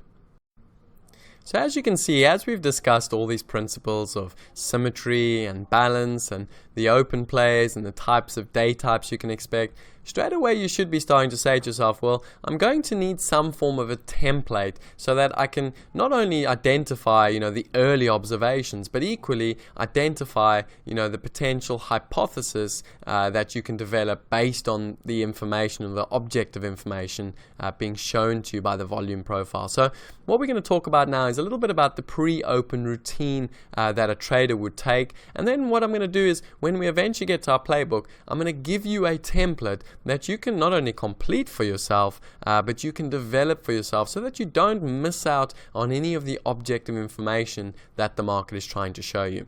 So what would a typical pre-open routine of a trader look like? Well, first of all, trade location. Where are we trading? Now, in the next slide, we are going to talk a little bit more about trade location, but merely trade location is where we are trading relative to past trade. You then want to think about the overnight dynamics. In other words, what have your key markets, like if you're trading the European session, what has the Japanese yen done, or what has the gold bullion done, or what have the US bond markets done, the Asian bourses done, and the dollar? You need to understand, have these markets shown any kind of initiative, or have they been moving sideways? If they are showing aggressive intent or volatility, all right, that is going to spill over into the markets you trade, the next session. We'll then determine our opening call. So once we've sort of understood, where we're trading and what the overnight dynamics are, we'll then determine where the market should open based on where it closed the previous day and the relative overnight moves. Again, we need to interpret, where it's opening relative to where it should open, as this will throw up potential early opportunities. Then we need to have a look at, once the market opens, how much conviction is there by watching the open play. So remember, we spoke about the 4 open plays, being the open drive, the open test drive, the open rejection reversal, and the auction open. Now, depending on which open it is, we can develop a level of conviction as well as the level of, or hypothesis for what may occur as the day progresses. Then, where does the open play occur? Is it in value? Is it in and out of range? And all these sorts of questions again are going to be feeding us objective information about what the market may potentially do. Now note, within the first hour of trade, you should develop a hypothesis based on the conviction being shown at the, by the market at that point. Remember, conviction is not your conviction; it's the conviction or the factual conviction that the market is showing us. Now remember, if we see a market opening imbalance with a very basic open auction, there's a low level of conviction. However, if we see the market open out of balance with an open drive, there's a high level of conviction. The 2 hypotheses we'll formulate on these 2 opens will be greatly different. And then note, where will other market participants be drawn in? So important to have those, remember those key pivot points or trigger points where one, we may see initiative, or where we may see, further responsive type pattern behavior. So it's crucial that, whilst the day develops, we do recognize those potential areas for further initiative and volatility and volume, as well as maybe a lack of volume and volatility and responsive trade. And then, what are our statistics? This is so crucial. What's the average range of the day, of the hour, of the month? What's the average volume that's going through? What's the average rotation of that the buyers and sellers are currently doing? All these sorts of statistics will add so much value to your understanding and interpretation, not just of where markets are, but where they could potentially go in the future. Let's now have a look a little bit more closely at what we mean by trade location. So like we said previously, the trade location is nothing more than where prices are opening based on, in day trading, based on the previous day's, structure. If you're a weekly or a monthly or a longer term swing trader, well, trade location is then more where are we trading relative to, the markets, if it's bracketing or trending, in relative terms, where are we trading? That is the trade location. So we use the previous day not for levels. Note, we don't go and look at the previous day and say, well, the market stopped at this low and stopped at this high, therefore that's support and resistance. No, we use the previous day to identify, things like value, things like balance, things like acceptance, important pivots where we might have seen initiative or rejection. That is what we use the previous day for. We use it to identify important reference points. Now, trade location is merely where trade is being facilitated today relative to yesterday. Okay, when we use the trade location to interpret market weaknesses and strengths, we can then determine whether there's confidence or a lack of confidence. So for example, let's say the previous session we had a relatively muted session, a balanced market trading within the previous day's value accepted area. Now, on the next morning, the market tries to open drive, but cannot, see the kind of volume and volatility it requires, to continue and extend to the upside. Now, straight away, we expect to see confidence with an open drive. So if we're not seeing it, it's telling us that, whilst there might be a little bit of confidence, it's not as strong. So we lean on the previous day's sort of referencing points to determine the level of confidence or lack of confidence. Then, the 3 trade locations or basic trade locations we get that we can identify based on the previous session are, firstly, if we open in value area. So if we open within the previous day's value area inside of the previous day's range. The second trade location is if we open outside of the previous day's value area or accepted value area, but still within the previous day's range.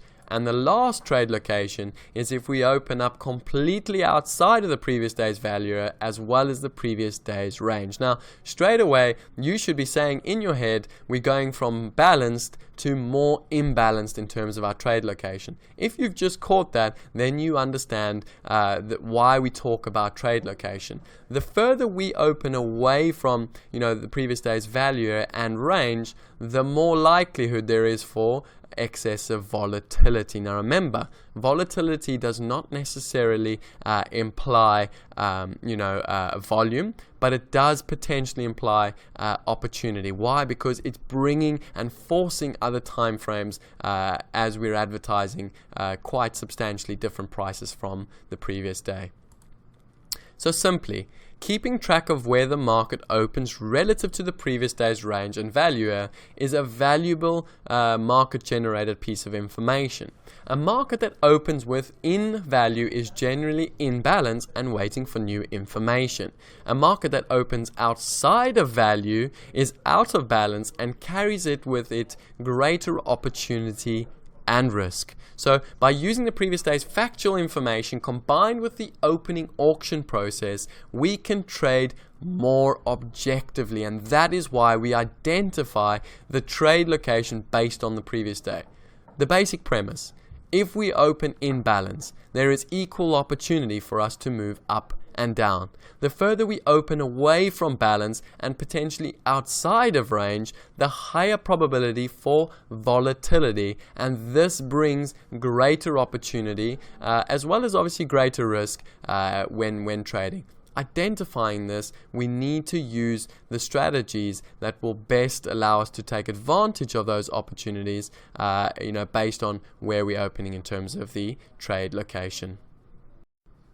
So let's look now at each one of these, three trade opens or trade locations that we spoke about. Now, the first one, as you can see with the chart, is with a basic profile, drawing on the left. You can see the market opens between the two lines, which is depicting the value area. So you can see when the market opens within the previous day's value area, within balance, we tend to spend, a lot of the initial trade auctioning out the previous day's value area. So straight away, just looking at this basic example, when we open in value, in range, we tend to get a lot of overlapping value area. Even using the volume profile example, you can see how much the market the next day actually traded within the previous day's value area. Now note just a few observations. When we are in value, in range, we are firmly in balance. So we get a lot of overlapping TPO, a lot of overlapping price, a lot of two-way trade. The trade risk and the opportunities are therefore low. Note, the day's range is likely, in other words, the next day's range, when we open in value, is likely to be very, very similar to the previous day's range, with maybe potential for a slight extension. So straight away, when we're opening in balance in value, the day's range today is likely to be similar to the previous day's range. Again, knowing something as simple as this will keep you from being too aggressive with your momentum plays and too aggressive from looking for big potential winners. And then note, once the extreme point is determined, we can then establish what the potential range will be for the day. So if you utilized one of the the topping out patterns that we spoke about earlier, then once that top has been formed, or we get a little bit of an excess tail, you can then identify what the potential range is or what the potential opportunity is that you can take advantage of. So that's our first type of open trade location. The second type of trade location is where we open outside of value but still in the previous day's range. Again, looking at the example, we're now opening outside of that orange area or outside of the previous day's accepted value area. Now again, remember what we said was when the market opens outside, it's not as balanced, but it's still relatively in balance so long as the previous day's extremes remain intact. It's when those extremes get taken out that we then start to see a little bit more volatility in the market. Now, note, due to this opening out of balance, there's a higher risk, but a higher opportunity for trades. Then, the extension of the previous day's extreme will bring a much higher sort of a bias towards outside value. So what we're trying to say here is that when the market opens outside of value and breaks out of the previous day's range, there's a high probability that on that day type we are going to accept value outside of the previous day's value area. So again, it's not to say that we're going to open and initiate or trend higher, but there's a high likelihood that when the market shuts on that second day, the value area will be a lot higher than the previous day's value area. And you can see this in the example where the orange area being the first day's value area. Once the second day finally finished, we can see how we have a much higher value area than the first day type. Then note again, when we do have these open out of values but in range, we do lean on the previous day's extreme quite a lot as a potential reference point. And then last but not least, what we're going to move to is our opening out of the value area and opening out of range. Now this is the most exciting of the trade locations because it's going to bring quite a lot of volatility with it. But as you'll see when we move on to the next slide, we're going to talk about three of the strategies you can utilize when talking about an open out of range and out of value area day type. Now the first thing to understand is that we are completely opening out of balance. So when we open completely out of balance, high volatility. Right, high volatility means a lot of potential for a lot of very snappy, aggressive type moves, either up or down. Now, again, it's important to understand that the range potential in this example is completely undefined and unlimited. So when you get this day type or a gap, also known as a gap, how high or low the market goes is unlimited. No one knows. It's all dependent on how people respond to this very aggressive trade location. Again, remember, when we open out of range, we do get a lot of people being drawn into the market. They're forced to act because prices have moved very aggressively away from where they were trading in the previous session. So again, the size of the initial balance is quite important here. What I would say is, in terms of the initial balance, we do tend to see relatively wider initial balances than normal. And the reason is very simple, is that we have got people that are forced to act very early on as they respond to the very high or lower prices. Now, time is a very key component in this when we open out a range, and the reason being is that what we initially see is the market will always try and fill in what we like to think of as the gap. So when we open, sort of out of range from the previous day, the market will always try and fill that gap in.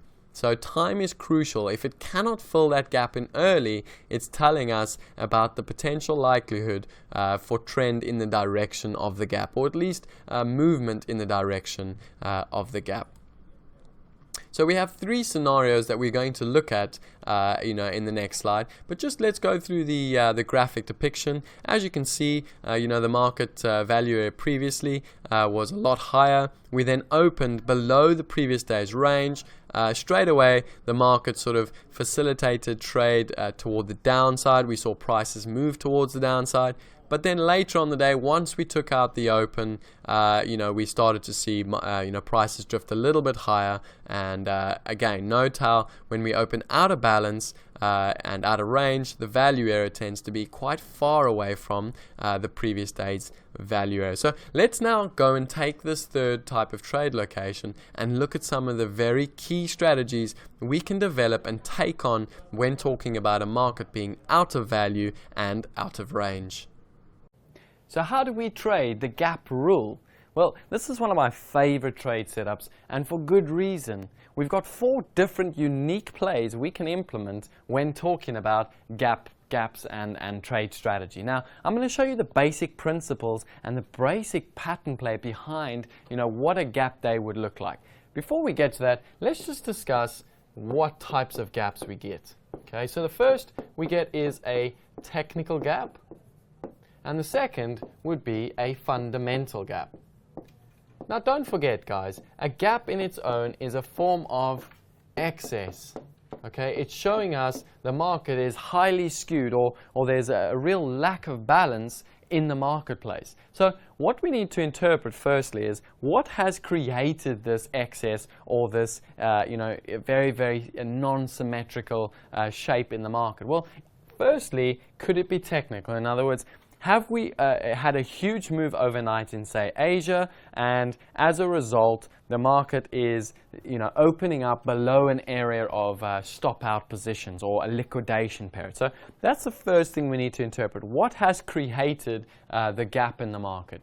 Second, is it a fundamental gap? In other words, have we received some form of information overnight, some sort of a, something from maybe a central bank, or maybe there's some huge political news out? Is there a fundamental reason that price needs to very aggressively shift? So that's the first thing we need to interpret. Now, the reason is because technical gaps have a high probability or a higher probability of actually filling not just in that session, but in sessions thereafter. Whereas fundamental gaps, on the other hand, they have a slightly lower probability of filling within that session, and even sometimes later sessions. So that's the first thing we want to interpret when talking about gaps and excess. Now, the play is very simple. Okay? We want to interpret whether or not the gap holds. Now, as a rule of thumb, always remember, if the gap holds in the market, so let's say that's our previous day's low, and let's say this is the previous day's opening price. Now, this gap effectively tells us there's initiative or potential for initiative or skew or probability. So straight away, you should see gap, you should see something like maybe dollar signs, because that's what a gap means. A gap means there is potential for opportunity and probability in the market.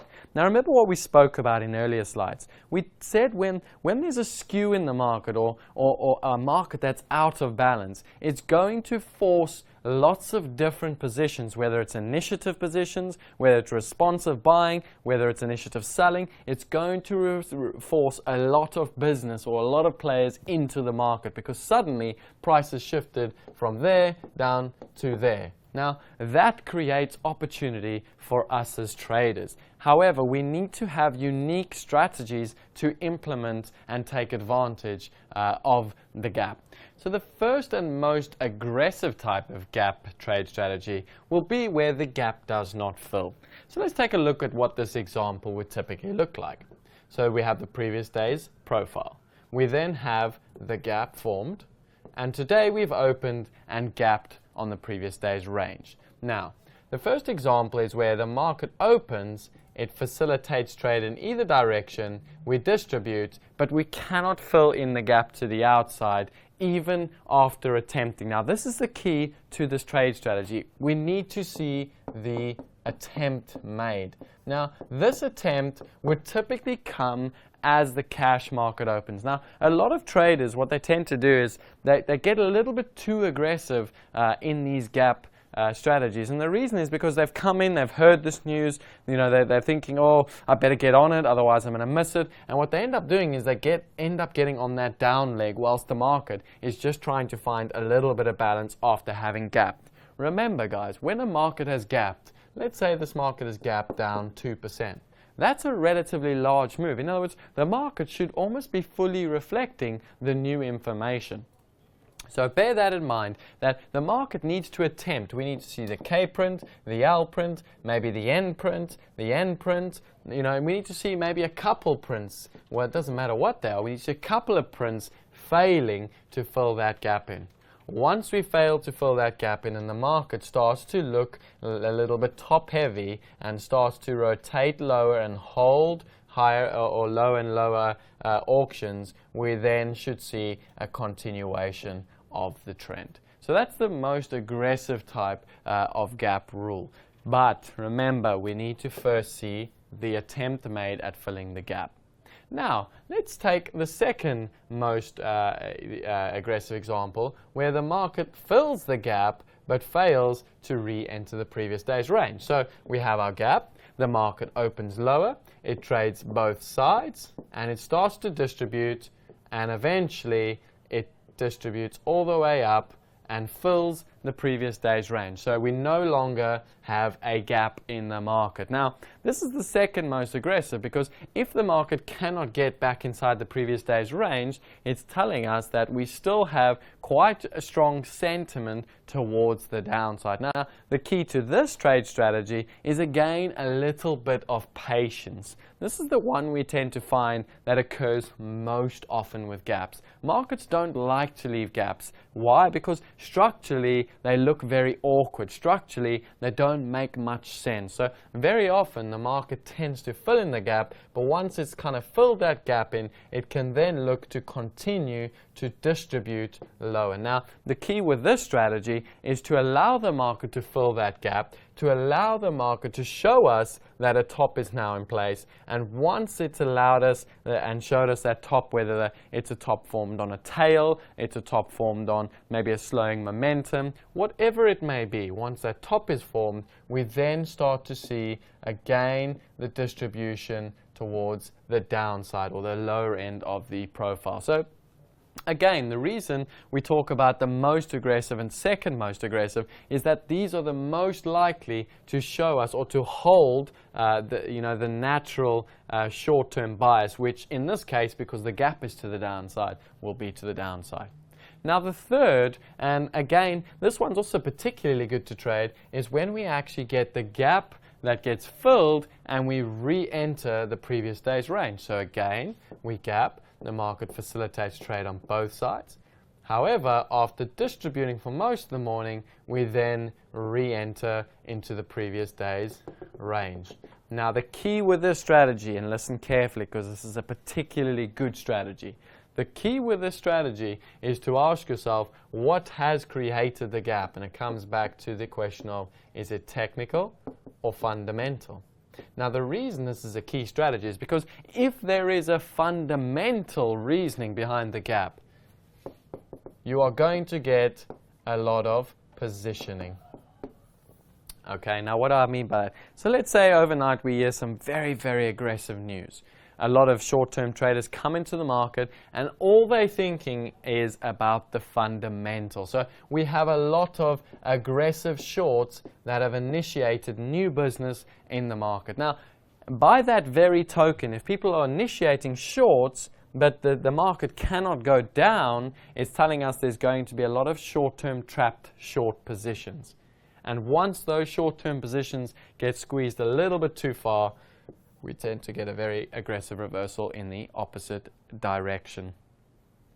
The last and the most sort of aggressive reversal type price response is where we actually not only get into the previous day's value area, but we then extend to the other side of the previous day's value area. So this is very similar to the third example. The only difference is we lean on the previous day's value or volume value area low.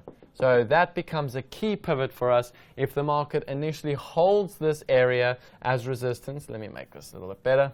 So the market holds this initial as resistance, but then it starts to trade above it, it's highly likely we're going to trade very quickly and aggressively to the other side of accepted value. So that would be the fourth example we'd look for, and it's very similar to the third. The only difference is we have a calculated target, which would be once we get above the previous day's value area low, we tend to then target the previous day's value area high.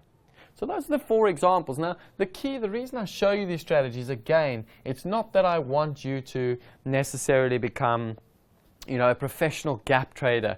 What I just want to point out to you is that when there are gaps in the markets, on any day, it doesn't matter which day of the year it is or which market, when there is a gap, already I have got 4 trade opportunities listed on any given day where there's a gap. So straight away, I have a strategy, I have an approach as to how I'm going to trade gap days.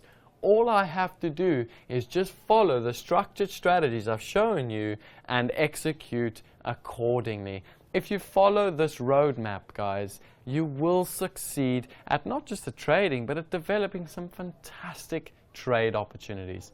So that's our gap rule trade strategy. I hope you've enjoyed that, and we'll catch up again in the next few slides.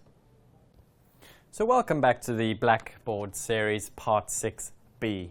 Now, what did we talk about in the early section of part 6? Well, we started off talking about markets that open in balance and markets that open out of balance. Now, the important thing to understand when talking about a market opening within balance or trading within balance and out of balance is what the implications mean for risk and reward. So very basically, to depict the example, if we had that being our previous day's distribution and this was our sort of our accepted area of volume, or our, where 70% of the trade was distributed.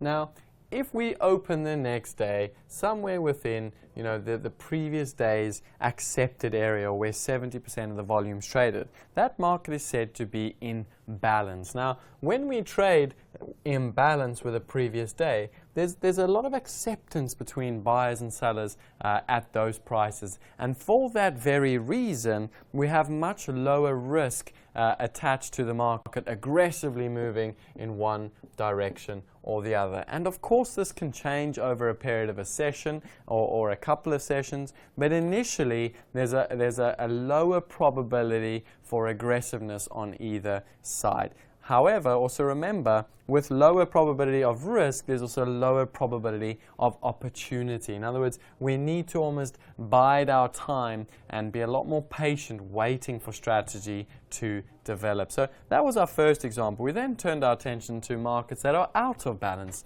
Now, utilizing the same example, if we open somewhere in the sort of, the top quartile or somewhere in the bottom quartile, that would be a market that is opening out of balance. Now again, the converse to imbalance is that a market out of balance shows a lot more volatility as a result of being out of balance. This volatility implies that there's higher risk in taking trade setups, but equally higher opportunity for opportunities to take advantage of those opportunities. So again, it's important to understand when we're in balance, that means lower risk, less opportunity. When we're out of balance, that means higher risk, but also higher or more opportunities to make money. So that is what we started off with. We then moved on and spoke about the 4 unique open trade patterns.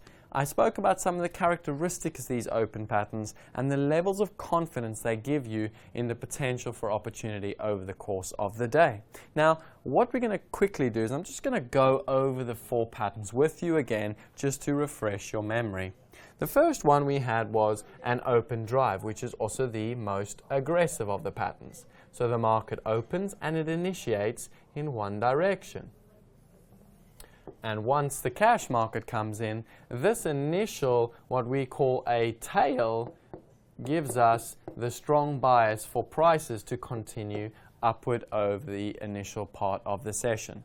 Most important, we said, that opening price becomes a key reference point for us in the market. So that was our first most aggressive trade open pattern that we saw.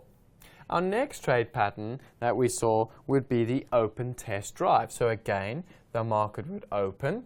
It would then test a key reference point. Now that reference point could be a low of day, it could be maybe a value area low, it could be a volume pointer control, it could be any number of things. It could be a low volume area, but merely it tests, it almost pokes to see, is there going to be some sort of an initiative response from buyers in this case. That's what it does. And once it finds them or runs into that, that longer time frame, the market very aggressively catapults in the opposite direction and we get the initiative move. Again, the open test drive is quite an aggressive play.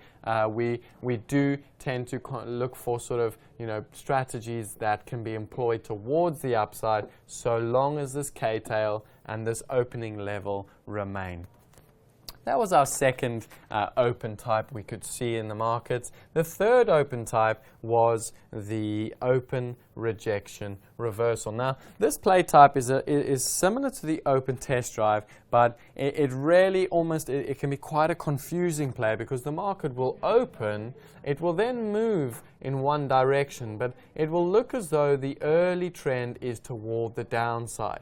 But in effect, what's occurring is the market is just trying to find, where the liquidity is going to come from, where we're going to see some very strong responsive buying step into the market. And once it finds that responsive buying, the market then turns around, retests that opening price, but more importantly, catapults above the opening price. Now, again, that low does form an important low in the market. It is a point where we saw some very strong initiative being taken by some responsive buyers. So that's our third open day type, and our fourth is the open auction. Now, the open auction is probably the most boring of the four, and also represents maybe the least opportunity in the sense that there's no natural bias for direction. So the open auction is merely the market opens, it can auction up, it can auction down, it then goes up, then goes down, and it merely just distributes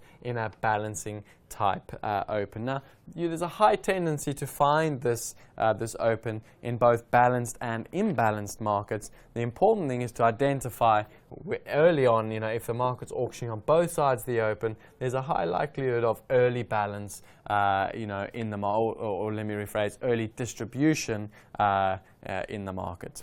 So those are the four types of opens we spoke about. We then discussed our three trade locations in the market in terms of where the previous day's volume value area is. The first would be if this is our previous day's distribution, and this is our value area, or our volume value area. The first would be when we open in balance, the first would be when we open in value in range. So we open within the previous day's most accepted value area.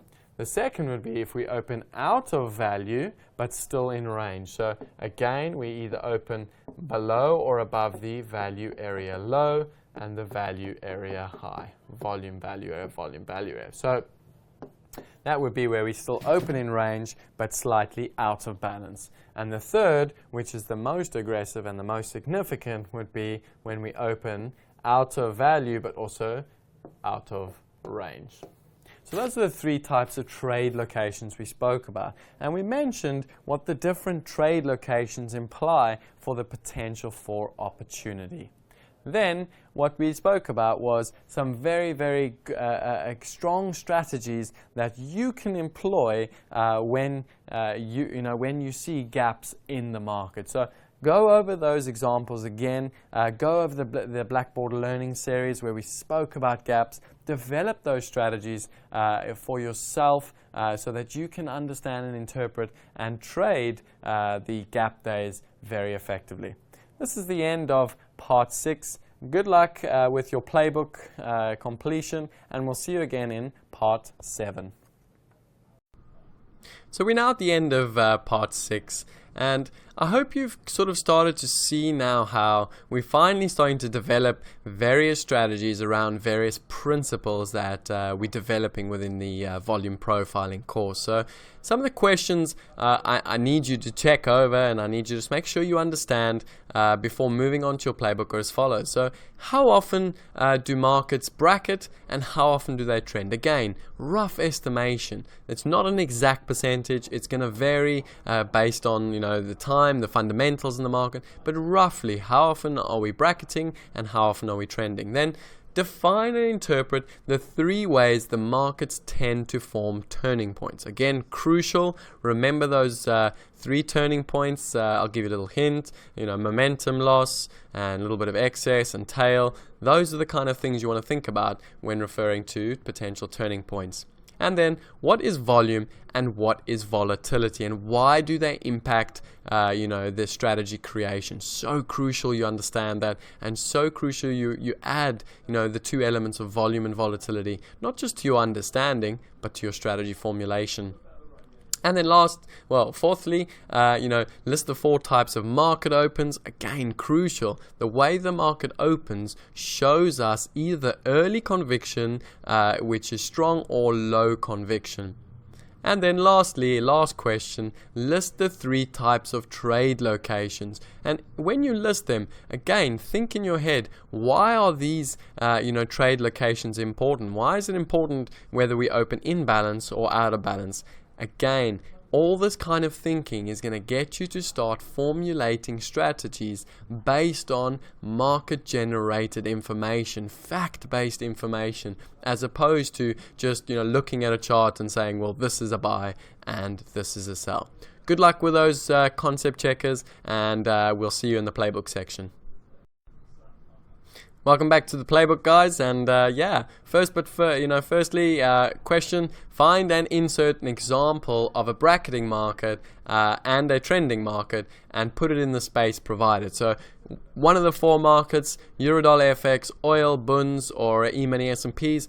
Find an example, a nice strong example of a volume profile that's showing us bracketing, and then a volume profiling that's showing us trend or one time framing. Then the next question: find examples of the 3 turning points we discussed in part 6 and insert them in the space provided. Again, pay special attention to differentiating between the sort of slow loss of momentum open, the excess the slow loss of momentum top, the excess top, as well as then the extreme excess top. Again, try and differentiate between those key characteristics, because if you can early identify what those characteristics are, you will then not only develop your understanding of how turning points are formulated, but you'll then be able to sort of identify this pattern over a varying number of markets. Then, in the space provided, draw the 4 types of market open. So just visually draw them. What do they look like? Bang, open drive, open test drive, open rejection reversal, and the auction open. Fourth, in the space provided, draw the 3 main trade locations. So what are those 3 trade locations that are very often exhibited in volume profiling?